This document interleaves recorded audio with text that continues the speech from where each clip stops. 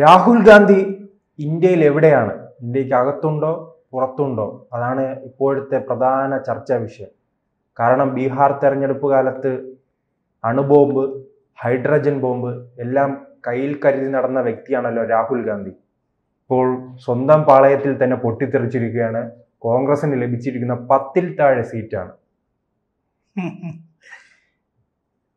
എന്തെല്ലാണ് പരിസ്ഥിരത്ത് എനിക്ക് തോന്നുന്നു തേജസ്വി യാദവ് ഒരു പക്ഷേ ഖേദിക്കുന്നുണ്ടാവും. കാരണം ഇന്ത്യ സഖ്യത്തിന് നേതൃത്വം കൊടുത്തത് കോൺഗ്രസ്സാണ്. കോൺഗ്രസ് അല്ല, ശരിക്കും രാഹുൽ ഗാന്ധിയാണ്. എത്ര ബോംബുകൾ പൊട്ടിച്ചു, എല്ലാം പടക്കങ്ങളായിരുന്നു. അവസാനം എന്താ ചെയ്തത്? കുളത്തിൽ ചാടി. ഇങ്ങനെ പലതരത്തിലുള്ള പൊറാട്ട് നാടകങ്ങൾ കാണിച്ച് ആൾക്കാരെ കബളിപ്പിക്കാനും വേണ്ടി പച്ചക്കള്ളവുമായി നടക്കുന്ന ഒരാൾ. അയാൾ പേറേണ്ട ഗതികേട് കോൺഗ്രസിനും അതേപോലെ തന്നെ കോൺഗ്രസ് നേതൃത്വം കൊടുക്കുന്ന കക്ഷികൾക്കും, കോൺഗ്രസ് പേരിക്കോട്ടെ, മറ്റുള്ള മഹാസഖ്യം എന്ന് പറയപ്പെടുന്ന ഇന്ത്യ മുന്നണി അതിലെ ആൾക്കാർക്കുണ്ടായി എന്ന് പറയുമ്പോൾ എത്രമാത്രം കഷ്ടമാണെന്ന് ആലോചിച്ചു.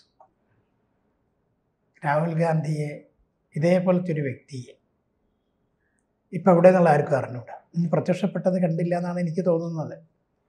ഇലക്ഷൻ തീരുമാനിച്ച ഉടനെ ഇവിടെ സ്ഥലം വിട്ടിട്ടുണ്ട്. ഈ അടുത്ത കാലത്താണ് സ്ഫോടനം നടക്കുന്ന സമയത്ത് അതിനെക്കുറിച്ച്, സ്ഫോടനത്തിനെ അപലപിക്കുന്നതിന് പകരം എന്തെല്ലാം വാക്കുകൾ ഉപയോഗിച്ചത് ഇപ്പം വീണ്ടും പറയുന്നു. ഇപ്പോൾ പത്രസമ്മേളനത്തിലൊന്നും വാർത്താ സമ്മേളനത്തിലൊന്നും രാഹുൽ ഗാന്ധിയെ കാണാനില്ല. മറ്റെന്തെങ്കിലും മണ്ടത്തരമൊക്കെ വിളിച്ചവരെ എനിക്ക് തോന്നുന്നു മിണ്ടരുതെന്ന് പാർട്ടി പറഞ്ഞിട്ടുണ്ടാവും. ചിലപ്പോൾ മിണ്ടിക്കഴിഞ്ഞാൽ പോക്കാണുള്ളത്.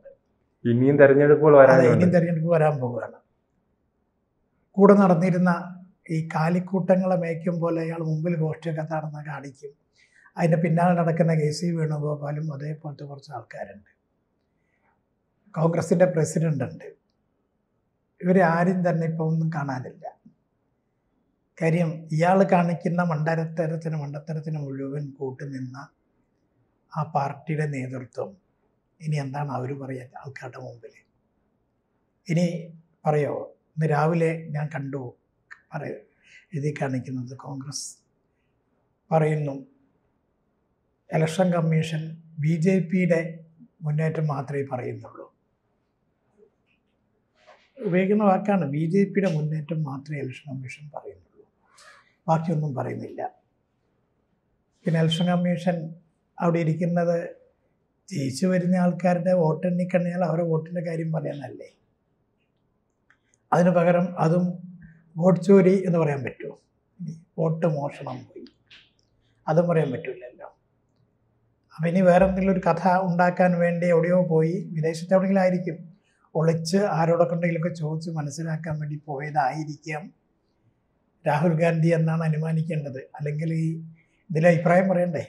ഇത്രയും വലിയൊരു പരാജയത്തിലേക്ക് കോൺഗ്രസ്സിന് മാത്രമല്ല ആ മുന്നണിയെ, ഇന്ത്യ മുന്നണിയെയും കൂടിയിട്ട് ആക്കി തീർത്ത അയാൾ ആരോടെ മറുപടി പറയേണ്ട? എന്തെല്ലാം പറഞ്ഞത് അതിൻ്റെ മുമ്പേ?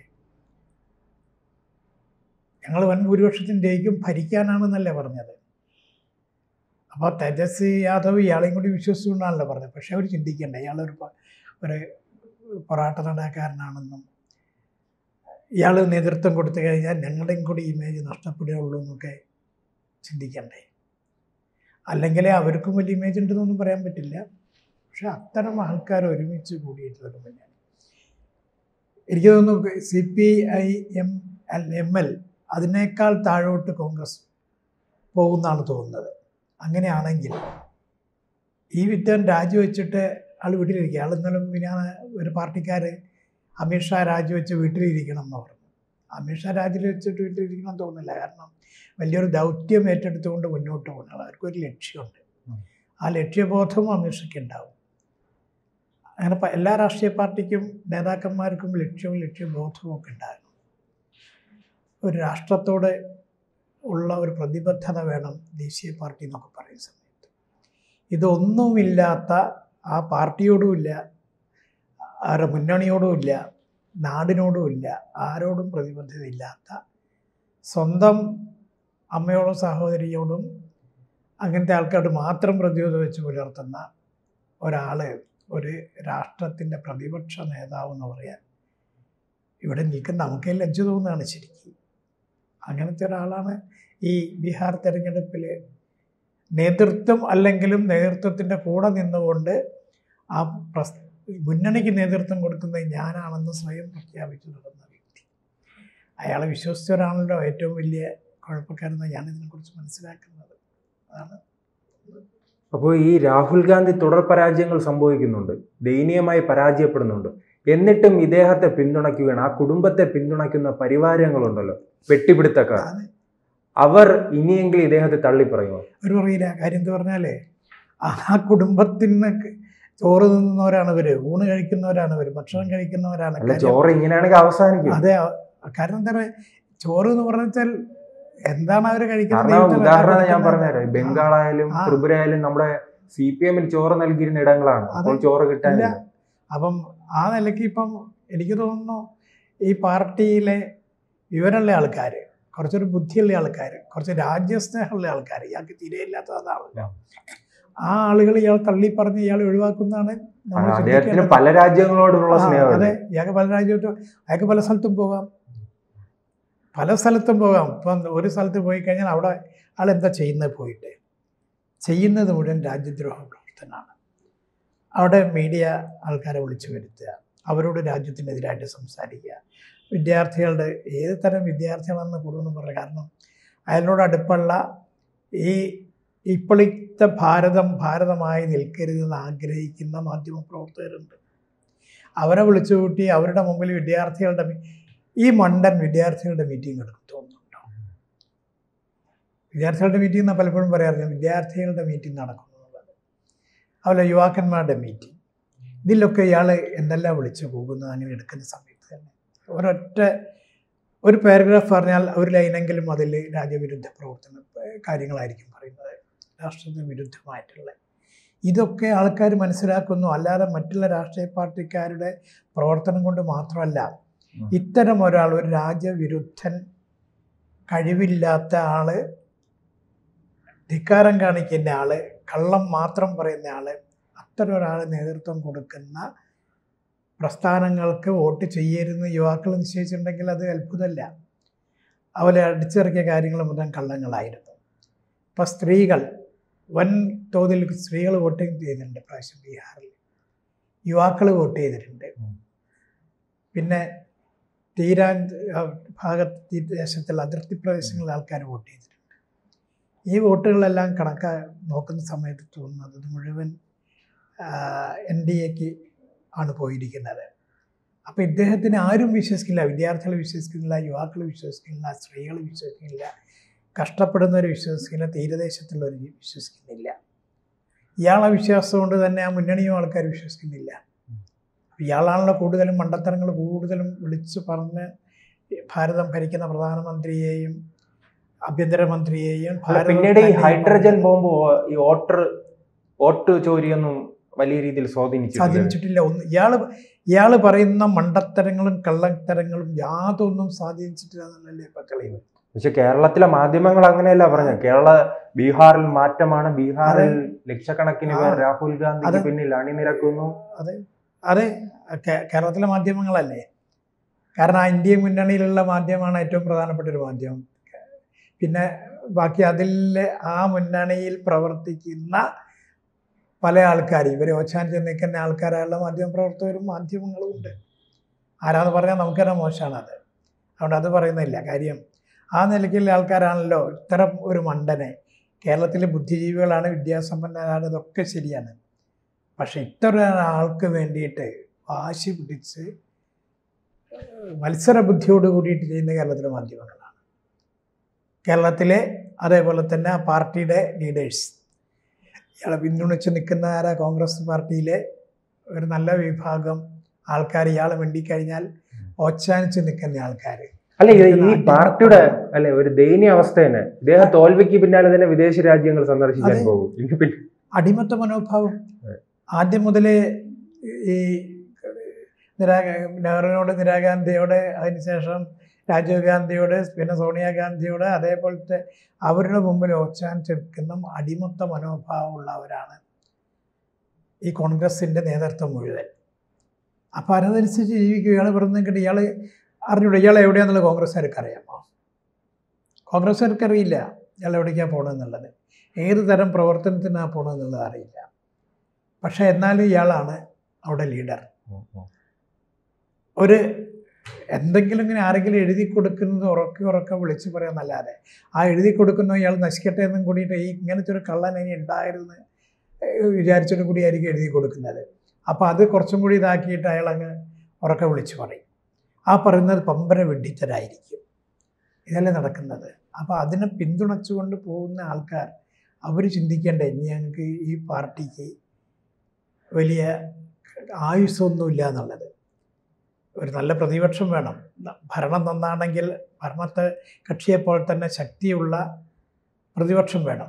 പക്ഷെ രാജ്യദ്രോഹികളാകരുത്. കാരണം അങ്ങനത്തെ ആൾക്കിപ്പോൾ അടൽ ബിഹാരി വാജ്പേയി ഒക്കെ എത്രയോ വർഷം പ്രതിപക്ഷ സ്ഥാനത്തിരുന്നതാണ്. ഭരണകക്ഷിയേക്കാൾ കൂടുതൽ രാജ്യസ്നേഹം പ്രവർത്തിച്ച ആൾക്കാരാണ്. രാജ്യത്തിൻ്റെ സുരക്ഷയ്ക്ക് ആവശ്യമായ സ്ഥലത്ത് പൂർണ്ണ വിശ്വാസത്തിലെടുത്തുകൊണ്ട് അന്നത്തെ ഭരണപക്ഷം കൊണ്ടുനടന്നവരാണ്. ആ സ്ഥലത്താണ് ഭരിക്കുന്ന കക്ഷിക്കെതിരായ രാജ്യദ്രോഹം പ്രസംഗിക്കുന്ന പ്രതിപക്ഷ നേതാവിനെ പേറേണ്ടി വരുന്നത്.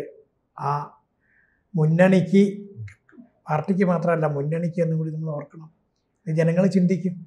ജനങ്ങൾക്ക് സാധാരണക്കാരെ ഇപ്പോൾ അടിയന്തരാവസ്ഥ പ്രഖ്യാപിച്ചിട്ട് ജനതാ പാർട്ടി അധികാരത്തിൽ അല്ലെ, എന്തുകൊണ്ടായിരിക്കും ഈ കൂടെയുള്ള കക്ഷികൾ ഈ പാർട്ടിക്ക് ഇത്രയും വലിയ പ്രാധാന്യം നൽകുന്നത്? ഇപ്പോൾ നമുക്കറിയാം 2020 തെരഞ്ഞെടുപ്പിൽ RJDക്ക് അധികാരത്തിൽ വരാൻ കഴിയാതിരുന്നത് കോൺഗ്രസിന്റെ പരാജയമാണ്. അന്ന് 71 സീറ്റ് തല്ലുകൂടി വാങ്ങിച്ച് വെറും 19 സീറ്റിലാണ് അവർക്ക് വിജയിക്കാൻ കഴിഞ്ഞത്. ഈ തെരഞ്ഞെടുപ്പിൽ 60 സീറ്റ് തല്ലു വാങ്ങിയിട്ട് 10-ൽ താഴെ സീറ്റിലേക്ക് കുറയുകയാണ്. പിന്നെ എന്തിനെ ഈ രാഹുൽ ഗാന്ധിയെ ഉയർത്തിക്കൊണ്ട് ഈ RJD ഉൾപ്പെടെയുള്ളവർ നടക്കണം? അതെ, അതേപോലെ തന്നെ അച്ഛൻ്റെ മകനാണ് ഇയാൾ. സ്വാഭാവികമായിട്ട് ഇത്തരം ആൾക്കാർ ഒരുമിച്ച് ചേരും. ഞാൻ മനസ്സിലാക്കുന്നത് അങ്ങനെയാണ്. കാരണം എങ്ങനെയെങ്കിലും അധികാരത്തിൽ കടിച്ചുകൂടി അഴിമതി നടത്തണമെന്നാണ് ഇവരൊക്കെ ആഗ്രഹം. അധികാരത്തിൽ കടിച്ചു തൂങ്ങി അഴിമതി നടത്തുന്നത്. കാരണം അഴിമതിയുടെ പേരിൽ ജയിലിൽ കിടക്കേണ്ടി വന്നവരാണല്ലോ ആ പാർട്ടി രൂപീകരിച്ചവരും നേതൃസ്ഥാനത്തിരിക്കുന്നവരെല്ലാം. മകൻ്റെ അച്ഛൻ്റെ കഴിഞ്ഞിട്ട് അമ്മയുടെ കഴിഞ്ഞിട്ട് മകൻ, ഈ വിധത്തിൽ തന്നെ വന്നു. അതിൽ അവരുടെ കുടുംബത്തിൽ തന്നെ പരസ്പരം കലഹങ്ങളാണ്. അതിൻ്റെ പേരിൽ തന്നെ 2 പാർട്ടിയിൽ മത്സരിക്കേണ്ടി വന്നില്ലേ, ചേട്ടനും അനിയനും അങ്ങനത്തെ ആൾക്കാർക്ക്. അപ്പോൾ അതുകൊണ്ട് ഇവർക്ക് മുഴുവൻ അധികാര ദുർമോഹമായതുകൊണ്ട് ഏതൊരുത്തിനെ പിടിച്ചിട്ടാണെങ്കിലും അധികാരത്തിൽ വരണം എന്നുള്ളത് കൊണ്ടാണ് സംഭവിക്കുന്നത്. അല്ലെങ്കിൽ ഇത്തരം ആൾക്കാരെ കൂടെ നിൽക്കാൻ എങ്ങനെ ഇവർക്ക് വന്ന് ധൈര്യം വരുന്നത്? അപ്പം അങ്ങനെയല്ല, ഞങ്ങൾക്ക് അഴിമതി നടത്താൻ എങ്ങനെയും പിടിച്ചു തൂങ്ങി അധികാരത്തിൽ വന്നാൽ ഞങ്ങളുടെ ആഗ്രഹം അഴിമതി തന്നെയാണ്. ഈ പാർട്ടിക്കാരുടെ മുഴുവൻ ആഗ്രഹം അതാണ്. അഴിമതി നടത്തി രംഗത്തേക്ക് വരണം. അതിൽ കുറേ എന്തൊക്കെയോ കണ്ടുവച്ചിട്ടുണ്ടാവും, അതിൽ തീവ്രവാദികൾ ഉൾപ്പെടുത്തണം. അങ്ങനത്തെ ആൾക്കാരെല്ലാവരും കൂടി ചേർന്നുകൊണ്ടുള്ള ഒരു കളിയാണ് ഇതെല്ലാം. രാജ്യത്തിനെ അസ്ഥിരപ്പെടുത്താനുള്ള പ്രവർത്തനം, അസ്ഥിരപ്പെടുത്താനുള്ളതാണ്. അതല്ല, എനിക്ക് തോന്നുന്നു ജനങ്ങൾ തിരിച്ചറിയുന്നുണ്ടല്ലേ ഇപ്പോൾ. അതെ, ജനങ്ങൾ തിരിച്ചറിയുന്നു. കാരണം ഈ കേന്ദ്ര സർക്കാരിൻ്റെ ചില പദ്ധതികൾ ജനങ്ങളിലേക്ക് എത്തിയിട്ടുണ്ട്. അതിൻ്റെ പേരിൽ തന്നെ വിദ്യാഭ്യാസം കിട്ടിയിട്ടുണ്ട് അവർക്ക്. വിദ്യാഭ്യാസം അക്കാഡമിക് എഡ്യൂക്കേഷൻ എന്നുള്ള അർത്ഥത്തിലല്ല, സത്യസന്ധമായുള്ള കാര്യങ്ങൾ പലതും അവർ മനസ്സിലാക്കുന്നു. അപ്പം ഈ മനസ്സിലാക്കുന്ന സമയത്ത് മറ്റുള്ളവർ ചെയ്തിരുന്ന കാര്യങ്ങൾ മുഴുവൻ തെറ്റാണെന്ന് അവർ മനസ്സിലാവുന്നു, ഇത്തരം ആൾക്കാരുടെ. അപ്പോൾ ആളുകൾ ശരിയായ വഴിക്ക്, ഇപ്പോൾ എന്തെല്ലാം ആനുകൂല്യങ്ങളാണ് വാഗ്ദാനം ചെയ്തിരുന്നത്, ആ ആനുകൂല്യങ്ങളൊക്കെ വാഗ്ദാനം ചെയ്തിട്ടും ജനങ്ങൾ അത് നടപ്പാക്കാൻ സാധിക്കാത്ത വാഗ്ദാനങ്ങളാണെന്ന് മനസ്സിലാക്കിക്കൊണ്ടല്ലേ ജനങ്ങൾ ഈ വോട്ട് രേഖപ്പെടുത്തിയത്. അതും ഇത്രയും കാലമില്ലാത്ത രീതിയിൽ പിന്നെ സമ്മതിദാനാവകാശം രേഖപ്പെടുത്തിയ ആൾക്കാരുടെ എണ്ണം കൂടുതലാണ്. സാധാരണ ഇത്രയും കൂടുതൽ ആൾക്കാർ വോട്ട് രേഖപ്പെടുത്താറില്ല. അപ്പം വോട്ട് രേഖപ്പെടുത്തിയ ആൾക്കാർ തന്നെ നല്ലൊരു വിഭാഗം ധാരാളം ചിന്തിച്ചു, നടപ്പാക്കാൻ സാധിക്കാത്ത കാര്യങ്ങൾ വാഗ്ദാനം ചെയ്യുന്നത് മനസ്സിലാക്കി. അങ്ങനെ നേരെ പോകുന്ന ഒരു സർക്കാർ ഉണ്ടാകണം, സ്ഥിരതയുള്ളൊരു സർക്കാർ ഉണ്ടാകണം, ആ സർക്കാരിൽ കൂടി വീണ്ടും വികസനം ഉണ്ടാകണമെന്ന് ആഗ്രഹിച്ച ജനങ്ങൾ അവർ NDAക്ക് വോട്ട് ചെയ്തു. അതാണ് അതിൽ മനസ്സിലാക്കേണ്ടത്. ബാക്കി മുഴുവൻ പൊള്ളയായ വാഗ്ദാനങ്ങളാണ്, നടപ്പാക്കാൻ സാധിക്കാത്തതാണ് എന്നും ജനങ്ങൾ മനസ്സിലാക്കി. ഇതാണ് ഇതിൻ്റെ കാര്യം. കൂടുതൽ വാർത്തകളും വിശേഷങ്ങളും നിങ്ങളിലേക്ക് എത്താൻ ABC മലയാളം സബ്സ്ക്രൈബ് ചെയ്യുക, ബെൽ ബട്ടണും അമർത്തുക.